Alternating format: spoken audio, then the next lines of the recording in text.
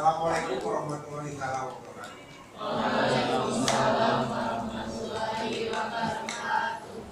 Selamat siang anak-anak. Pertemuan hari ini kita akan membahas bab 2 yang pembahasan yang akan kita bahas adalah bereksperimen bagaimana menemukan suatu permasalahan dengan mengidentifikasi permasalahan itu pula. Ya. Kemudian tugas kalian hanya mengidentifikasi, kemudian mempresentasikan hasil bereksperimen. Tapi sebelum kita membahas materi bab 2, terlebih dahulu saya ingin tahu sampai di mana kalian memahami tentang materi pembelajaran pada bab 1. Ya. Bab 1 di sana pemahamannya mengenai berbagai jenis karya seni rupa. Saya ingin tahu dari kelompok seni musik, ya. Kalau memberikan foto karya-karya seni rupa 2 dimensi apa saja yang kalian lihat? Ya, lukisan. Terus apalagi ada yang tahu? Poster itu adalah sebuah karya seni 2 dimensi. Ya, batik. Ya, itu juga adalah karya seni 2 dimensi. Karya seni 2 dimensi itu ada 2 fungsi ya. Ternyata kalau kita pelajari ada fungsi seni murni atau fine art. Ya, ada fungsi terapan atau seni pakai. Yang dimaksud dengan seni pakai, silakan. Ada yang bisa jawab seni pakai? Hasil karya seni pakai. Sebutkan namanya siapa? Seni pakai.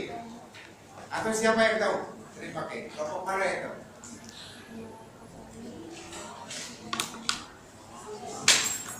Seni pakai, silakan. Ya, silakan. Nama biasa. Ya. Jadi seni pakai atau seni pakai itu jadi sebuah karya seni yang dibuat tidak hanya dilihat dari keindahannya saja, namun ada nilai fungsinya dan bisa dipakai. Iya, betul sekali. Jadi bahwa karya seni pakai atau seni terapan ini adalah sebuah hasil karya seni bukan hanya mengutamakan nilai estetis, tetapi mengutamakan juga nilai fungsi dan gunanya atau manfaatnya. Misalnya seni 2 dimensi batik misalnya itu bisa digunakan sebagai hasil karya seni rupa dipakai, ya, dijadikan baju misalnya, ya. Kalau di Jawa juga dijadikan celana, itu ada celana batik ya, di daerah Jawa kalau saya pergi ke daerah Jawa, ya. Terima kasih atas jawabannya. Mudah-mudahan apa yang didapat dari hasil kompetensi kalian pada bab 1 bisa diidentifikasi permasalahan. Kemudian yang selanjutnya kita bahas bab 2. Untuk itu saya perkirakan waktu kemarin saya informasikan adalah kelompok seni musik yang hadir hari ini. Silakan kelompok seni musik hadir di depan.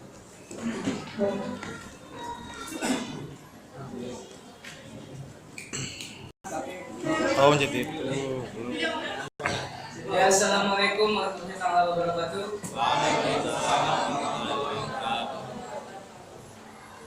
Jadi kelompok musik di sini akan mempresentasikan tentang bereksperimen dalam seni musik, seni rupa, seni rupa. Sedia para anggota kelompok kami. Semua pakai dasi ya semua, karena himbauan dari Departemen Pendidikan di Bandung pakai dasi sama pakai bendera Indonesia, PIN bendera Indonesia. Jadi kami semua mengikuti aturan yang dihimbau. Silakan. Ini apa ya?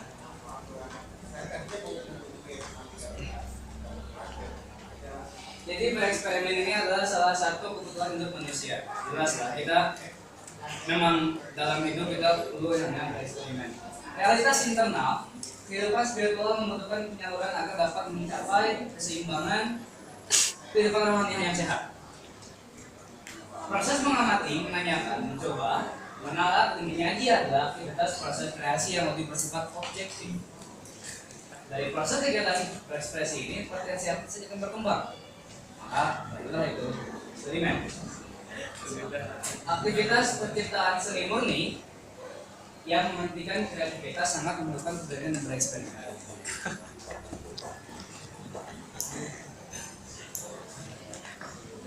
Ya, pertama itu ada bagian A itu ada penciptaan seni rupa murni.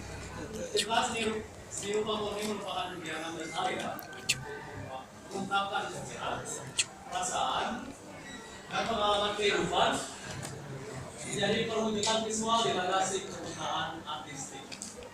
Penciptaan artistik ini mengandung arti, memerlukan kemampuan mengelola atau mengorganisir elemen-elemen visual untuk mewujudkan gagasan menjadi karya nyata.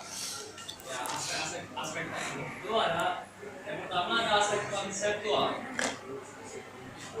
Penemuan sumber inspirasi. Titik tolak penciptaan karya seni. Ini adalah penemuan gagasan. Sumber inspirasinya juga berasal dari realitas internal, penambahan kehidupan spiritual atau psikologis kita sendiri. Berasal dari realitas eksternal, yaitu hubungan pribadi kita dengan Tuhan. Ya, tema religi kita. Hubungan pribadi kita dengan sesama, tema sosial. Hubungan pribadi kita dengan alam, tema lingkungan, keindahan alam, dan lain sebagainya.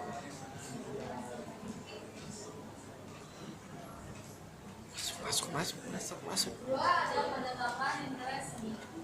Pada dasarnya terdapat 3 interest seni, yaitu interest pragmatik, menempatkan seni sebagai instrumen pencapaian tujuan tertentu. 2 interest reflektif, menempatkan seni sebagai pencerminan realitas aktual, fakta dan kenyataan kehidupan dan realitas realis yang kita bayangkan sebagai sesuatu yang ideal.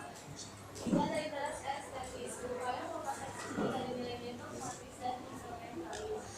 Ketiga ada penetapan interest bentuk figuratif, yaitu karya seni rupa yang menggambarkan figur yang kita kenal sebagai objek alami, manusia, hewan, tumbuhan, gunung, laut, dan lain-lain yang digambarkan dengan cara memilih rupa dan warna benda-benda tersebut. Bentuk semi figuratif, yaitu karya seni rupa yang setengah figuratif, masih menggambarkan figur atau kenyataan alamiah, tapi bentuk kepalanya telah mengalami distorsi oleh serupa. Bentuk non-figuratif adalah karya-karya seni rupa yang sama sekali tidak menggambarkan bentuk-bentuk alamiah. Jadi tanpa figur atau tanpa objek, karya seni rupa non-figuratif merupakan susunan unsur visual yang ditambah sedemikian rupa untuk menghasilkan satu karya yang indah. Istilah lain menyebut karya seni non-figuratif adalah karya seni abstrak.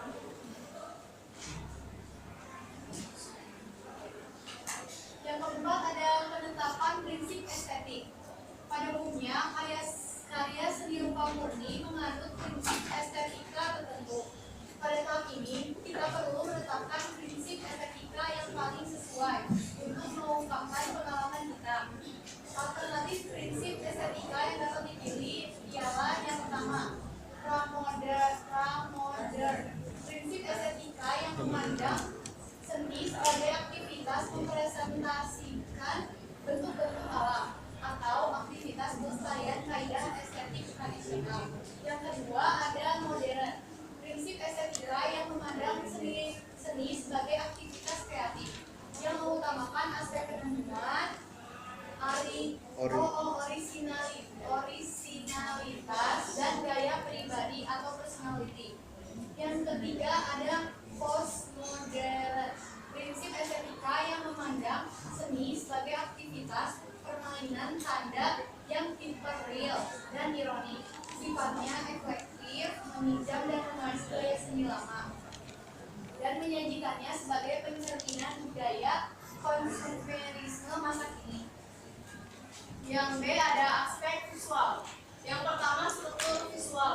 Untuk mewujudkan aspek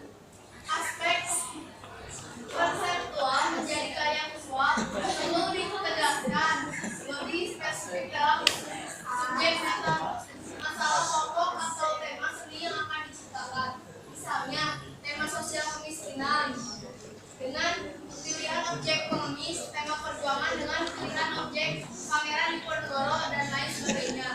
Yang kedua, komposisi.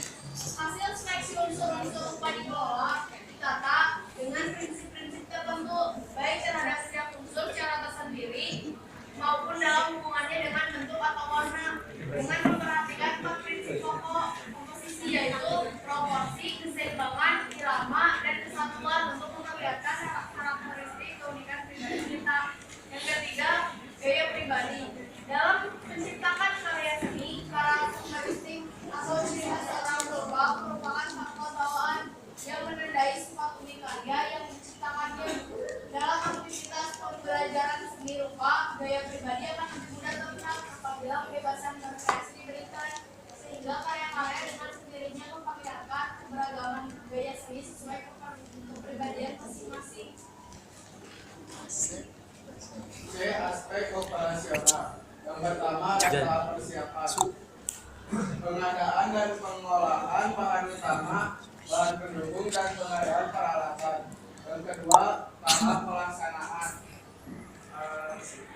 Berkenaan dengan pengalaman artistik, aktivitas proses kreasi dari awal hingga selesai. Yang ketiga, tahap akhir.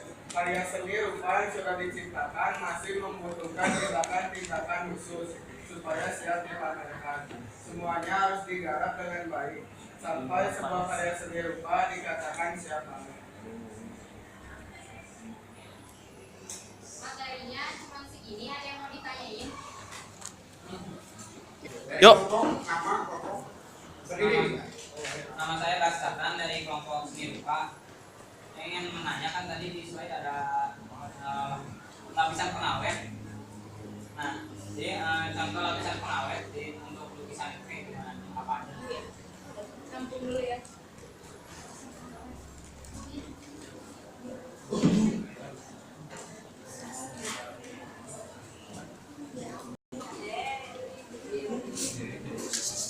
Action, rolling. Saya Denisa dari kelompok seni teater mau bertanya, siapa orang pertama yang menggunakan eksperimen dalam seni rupa?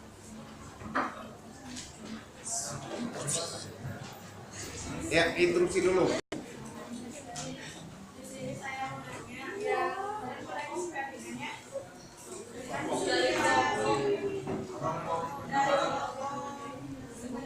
dari kan di sini ada aktivitas menciptakan seni rupa, ada murni, ada desa, dan pria. Yang dimaksud dengan karya itu apa dalam bereksperimen? Saya akan menjawab pertanyaan dari kelompok seni rupa yang diwakilkan oleh Mas Tatan. Yang contoh lapisan pengawas untuk lukisan apa saja. Yang pertama itu bisa fiksatif. Nah, fiksatif ini selain menjadi pengawet juga dapat berfungsi sebagai perekat dan juga pengawet aroma. Harganya 30 ribuan, bisa didapat di Gramedia. Nah, terus alternatif lain selain fiksatif bisa digunakan clear film dengan harga yang lebih murah meriah dan namun tidak jauh dari fungsi untuk mengawetkan lukisan agar akan tetapi berbeda. Perbedaan yang menonjol terletak pada bau saat disemprotkan. Yuk. Ya, saya mau menjawab pertanyaan dari kelompok Sari. Jadi pertanyaan seni pria dalam eksperimen ya. Jadi seni pria itu adalah seni yang buatan tangan yang menitik beratkan buatan tangan ini, ya misalkan seni keramik atau seni ukir atau bikin tas misalkan handmade, istilahnya buatan tangan. Terus dalam bereksperimen bisa kita lihat contohnya orang-orang bereksperimen menggunakan bahan daur ulang atau kayak misalkan sampah plastik dibikin entah itu tas, entah itu dompet, ya kan masuknya juga dalam kategori bereksperimen. Itu ada pertanyaan lain atau puas gitu aja? Ya, ada instruksi.